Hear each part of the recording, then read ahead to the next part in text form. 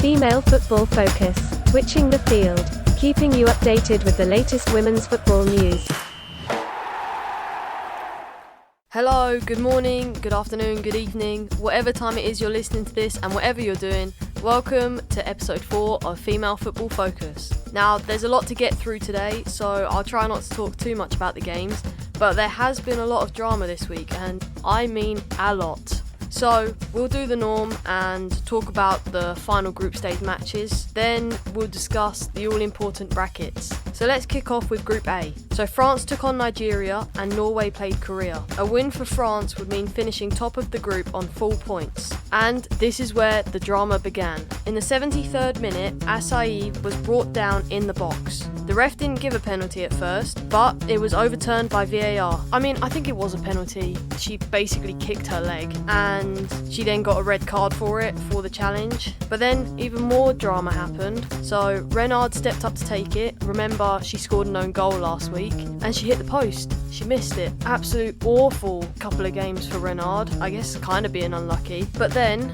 more drama. The penalty was to be retaken because the goalie stepped off her line. Now, this rule is actually stupid, and I'll get into it fully in a bit because it happened again. But for this one especially, so the rule is the goalie has to keep, I think it's 1 foot on the line until the penalty is kicked. Now, obviously, the Nigerian goalkeeper jumped off her line before that, only slightly, and this one especially, this is so stupid. The goalie didn't even save it. Renard hit the post, so why does it matter? Why does it matter if she stepped off her line? She didn't save it. I'm pretty sure she didn't put Renard off, so oh my god, it's just stupid. Anyway, second time lucky, Renard scored, but to be fair to Nigeria, they did manage to hold the hosts until the 79th minute, and it shouldn't really have been retaken anyway, so all credit to Nigeria, they did pretty well, and France only won 1-0. Right, on to Korea versus Norway now. A bit less drama in this game.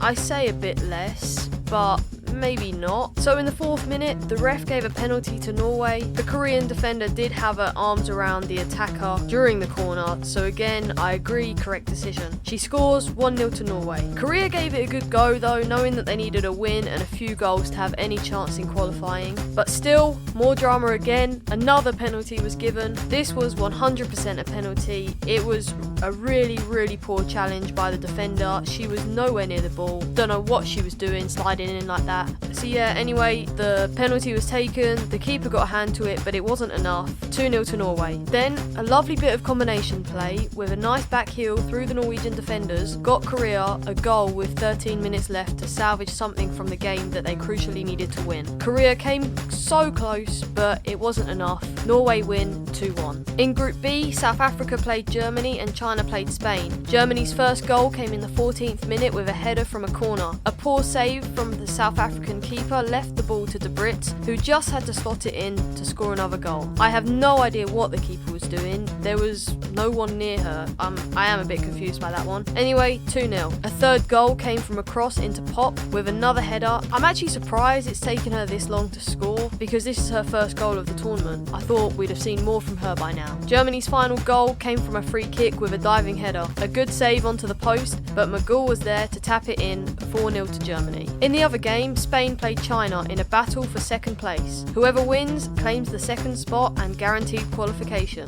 Not as interesting as it was made out to be though. Spain had majority of the chances, but same story, they struggled to score. To be fair, the Chinese keeper pulled off some great saves, but Spain have to do better. The game finished 0-0. In Group C, Australia played Jamaica and Brazil played Italy. This group was honestly crazy. I said it last week and it happened. There was a possibility that if Brazil beat Italy and Australia beat Jamaica, then they would all finish on 6 points. I can't believe this actually happened. It wasn't that simple though. The order changed 4 or 5 times. It was each goal scored led to a different outcome. So I was going to do group places at the end, but for this game, I'm going to talk it through as it happened. Now, this is quite confusing and it took me a while to work it all out, and even during the game I was working it out. It was really confusing. It was if they scored and these scored, then they would finish above them, but then if they scored, then it would change everything. My mind was just blown watching the games. So let's start from the beginning. Before Before the game started, Italy were on 6 points. Brazil were second on 3 points with +2 goal difference over Australia, who were also on 3 points. So, if the games were to finish 0-0, Italy would win, Brazil would finish second, and Australia would finish third. Now, I hope you can keep up with me with this, and you understand it, and I'm not just kind of rambling on, talking numbers and confusing you. But yeah, it is confusing, so I'm going to try and make this as simple as possible, mixing the two games. So, it took Australia only 11 minutes to score, Kerr with an excellent header over the keeper. Now, because both games were going on at the same time, this put Italy top on 7 points because they were still 0-0 with Brazil, so that's only 1 point each for them. So Australia then moved up to second on 6 points, and Brazil moved down to third on 4 points. Now the next goal came in the same game in the 42nd minute, another header by Kerr, still goalless in the other game, so all that changed was Australia's goal difference. Not too confusing there. But then in the 49th minute, Jamaica got a lovely goal back, their first ever World Cup goal that reset Australia's goal difference back to +1. But still, no goals in the other game kept them second. Australia knew they needed more goals, just in case Brazil scored. And they did just that. In the 69th minute, Kerr got her hat-trick, back to a +2 goal difference. Right, now if it wasn't interesting already, it gets interesting. There was a penalty to Brazil. Again, I agree with the decision, it was a penalty. In the 74th minute of the game, Marta scored from the spot kick to make it 1-0 to Brazil, and that put Marta as the all-time top scorer in World Cup history, men's and women's. That's quite a big accomplishment, to say the least. So it was a big moment for her, as well as her team, as that now puts Brazil in second. Now it gets really confusing. So now Brazil have scored, that puts all of the teams on 6 points, which is what I said could happen. But Italy are still top on +5 goal difference, so Brazil are now in second on +3 goal difference, and Australia are back down to third on +2 goal difference. So Brazil only need 1 goal to top the group, whereas Australia need 3. But if Australia score another goal, that would put them back above Brazil, and they would finish second. Now, there was one more goal in these two games. A mistake by the keeper gave Kerr her 4th goal, and that goal changes everything.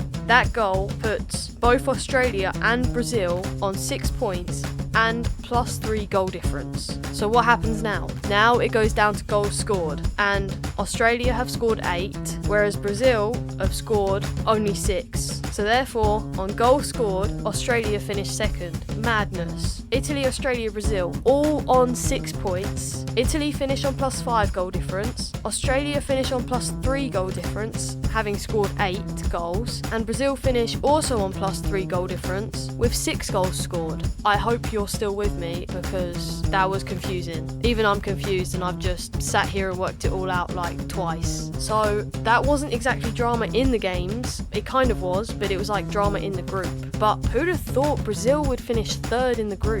I didn't see that coming. Anyway, let's move on to Group D, England's group. Again, a lot of drama, maybe not in the England game, but in the group there was more drama. Okay, so yeah, in Group D, it was the big one, Japan v England. If England were to win, they would finish on the full 9 points and would win the group. It was a really entertaining game actually. The first goal came in the 14th minute. Stanway played a lovely ball through the Japanese back line. The perfect weight of pass allowed Ellen White to run onto it and put it in the bottom right corner. Superb goal. Again, we were really unlucky, like the Japan keeper pulled off some pretty amazing saves, especially in the first half. We had some great shots by Scott, Stanway, Daly, Duggan, and they were all stopped by some great saves. Now, in the second half, we did kind of struggle, I'll admit that. Again, I spoke about it a bit before. It's kind of mentality in a way. Like, we're 1-0 up, we're guaranteed first with a win or a draw, and even if we lose the game, I mean, we're already through. So I think mentality does come into it a bit. I mean, I don't agree with that, but it's what happens, it's football, it happens to everyone. Nonetheless, we should have played better, in my opinion. I think we need to read the game a lot better, because like every time we try to play out from the back. Now don't get me wrong, that's great, I love playing out from the back, but there's like certain times when that needs to be avoided, and this second half was an example. So in the second half, Japan came out with such a high press, like every time that we played the ball short, everyone was marked and someone was closing down the ball just like that, and we had very little options, sometimes none. But instead of clearing the danger, we decided to still try and play out, and too many times Japan got so close to scoring. The worst part is because they were pressing us so high, a long ball over the top would have just been perfect, as with a high press comes a high line. So someone quick, put Paris on, play the ball over the top, Paris runs, gets the ball, one-on-one with a keeper, goal. Well, but yeah, like playing out from the back when a team's playing a high line is just added pressure that we don't need. But Bardsley had an outstanding game and certainly kept us in it. Like, yeah, she pulled off some great saves, credit to her. She definitely kept us in it. To be fair, Neville did see the issues and he made a few changes. We eventually clear our lines, and again, some nice combination play puts White through on goal to make it 2-0 for England. Now, the thing I like about this team, and with Neville in charge, we're so creative. Like, we're willing to try things, and a lot of the time, to be honest, it doesn't work and we lose possession. Normally, it's not too awful because we try things in the opposition's half. So if we do lose possession, we normally win it back.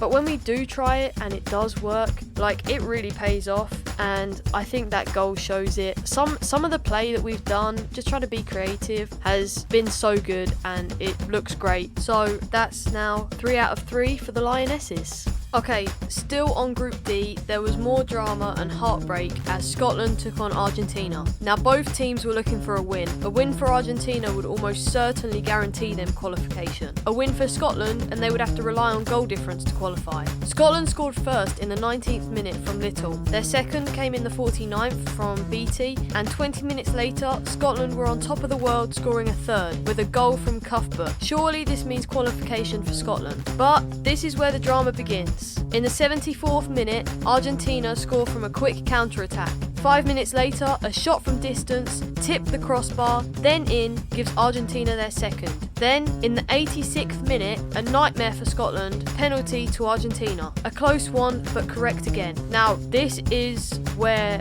we get even more drama. Alexander makes a great save to keep Scotland in it. But no, after being reviewed, it's to be retaken because of the stupid rule with the keepers about their foot being on the line. Oh my god. So basically, Alexander jumped off her line right before it was taken, and again, the rule is you have to keep one foot on the line until the ball is kicked. Such a stupid rule. Oh my god, I hate this rule. Okay, so I'm a keeper myself, and like all the time when you're growing up, you're taught to dive forwards, not sideways. But apparently, for a penalty, they want us to dive sideways. How? Oh, it's so stupid. Like, it's almost impossible to just dive sideways. It's so unnatural not to go forwards. If you couldn't tell, I think the rule's absolutely stupid, and I think it needs to get changed. Like, she took a step. She just jumped slightly forward. I'd understand if she was like 5 yards off her line, but she wasn't. And plus, what's even worse is they then give you a yellow card for it. Oh, just thinking about this rule gets me angry. Anyway, it was retaken and scored this time. Heartbreak for Scotland. I really feel for them. But at the end of the day, they did let them get back into the game. So it's kind of their fault, but I do feel for them. I feel for the fans. I feel for Scotland because this is their first World Cup and they haven't done bad. But anyway, it finished 3-3 and both teams are out. The good thing is though that came out of this game is the Premier League, I know I'm going on to men's football now, but the Premier League have said that they're not going to review penalties on VAR. They're just going to leave it down to the ref, which is a good thing because it's like impossible. Anyway, rant over. Let's not talk about this rule again. It's just stupid how they decide to try these rules and VAR out on the Women's World Cup, like the biggest stage, and they go and try these rules. It's just stupid. Right, moving on. In Group E, there was another two big games. Battle for first and third. Netherlands v Canada and Cameroon versus New Zealand. Continuing some of the drama, in only the first minute, Canada were given a penalty by the ref. Another close one, whether it was inside or outside the box. Anyway, VAR reviewed it and got the ref to look at it on the screen, and she ruled it out. She ruled it outside the box. So no penalty, but a free kick instead. Anyway, nothing came from the free kick. In the 54th minute, Decker broke the deadlock with a great header into the corner. Canada came back though with a lovely goal from Sinclair. 1-1. 15 minutes left and the Netherlands claimed the victory with a goal from substitute Bernstein. Netherlands win 2-1. In the other game, Cameroon scored first in the 57th minute. Some great saves by Naylor denied Cameroon of more. She's had a really great World Cup actually. She's really kept New Zealand in it at points. In the 80th minute though, Awoma scored an own goal. 1-1.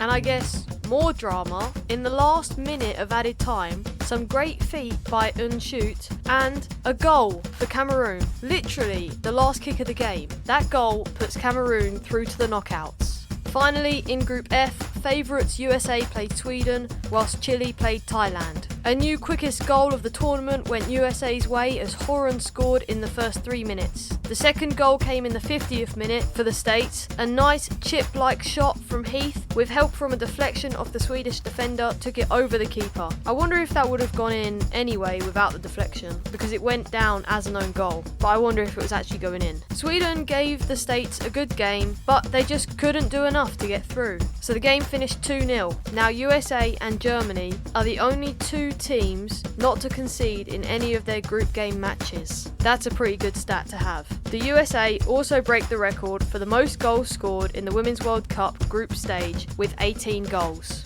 Another good stat. So the USA so far have scored the quickest goal of the competition. They've not conceded in any of their group games, which only them and Germany have done. And they have also scored the most goals ever in a Women's World Cup group stage. Wow, you certainly see why they're the favourites. On to the last game now, and the last bit of drama, I guess. So, Chile only needed 3 goals to progress through to the knockouts. And you think, against Thailand, that's doable. And I mean, they certainly gave it a good go. They hit both the post and the crossbar in the first half. In the second half, they hit the post again, but this time it came off the post, then off the keeper's leg and went in. It was quite poor from Thailand actually. Own goal, 1-0. Can they get 2 more? They left it late, but they did get a second in the 80th minute. 2-0. Just 1 more needed now in the last 10 minutes. Could they do it? 3 minutes later, and VAR gave a penalty. A poor follow through by the keeper gave Chile some hope.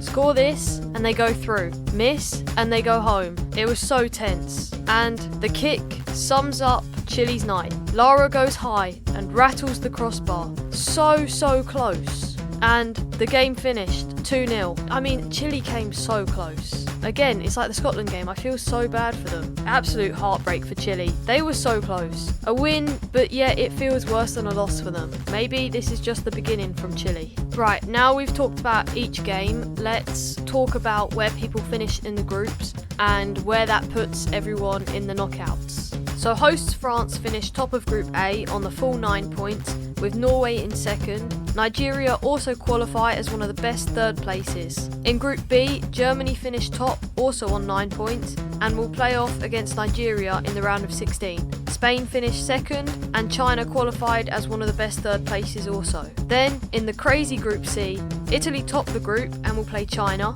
Australia finished second and will play Norway, and Brazil finished third and will play off against host France. Some huge games in there. In Group D, England finished top on the full 9 points. Japan finished second, followed by Argentina, then Scotland, but neither team did enough to qualify. In Group E, the Netherlands also finished on top on 9 points. They will play Japan. Canada finished second. In Group E, the Netherlands also finished top on 9 points. They will play Japan. That will be a big game. Canada finished second and Cameroon finished as one of the best third places and will play us, England, in the round of 16. Finally, USA top Group F on 9 points. They will play Spain, and Sweden finished second and will play Canada. Another big game. Right, so I'll just run through the games quickly all as one. So Germany will play Nigeria, Norway will play Australia, England will play Cameroon, France will play Brazil, Spain will play USA, Sweden will play Canada,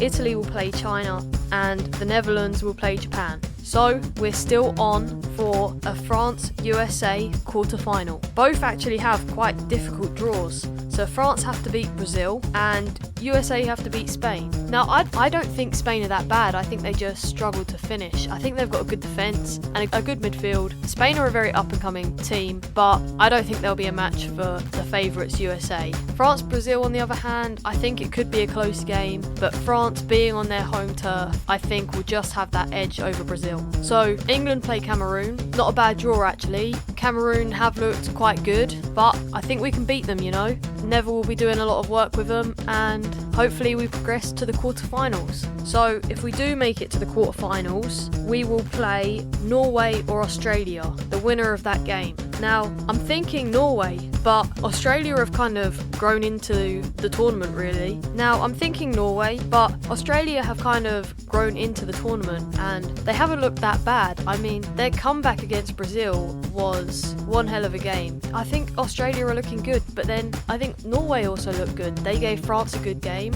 I'm not sure. That will be a very close game. And if England do win and we make it to the quarterfinals and play one of them, I think that will be another close game. Again, this is all like theory if England do win. So if England win their round of 16 game against Cameroon and they win their quarterfinal game against Norway or Australia, now that puts them through to the semi-finals, and then they'll play the winner of what we're saying, France v USA. So if France beat Brazil, which is a tough game, but you'd have thought France would win, and USA beat Spain, again, kind of a tough game, but you'd expect USA to win. They will play each other, huge game. In the semi-final, England would play the winner of that game, and I'm sure I'll talk about it more next week. But for now, yeah, congratulations to the Lionesses making history, winning their group with a full 9 points. Best of luck against Cameroon. Let's hope we can do this. It's been a crazy week. Let's hope this week isn't as crazy. The first game is tonight. Germany play Nigeria, the first of the knockout games. It is going to be an interesting week.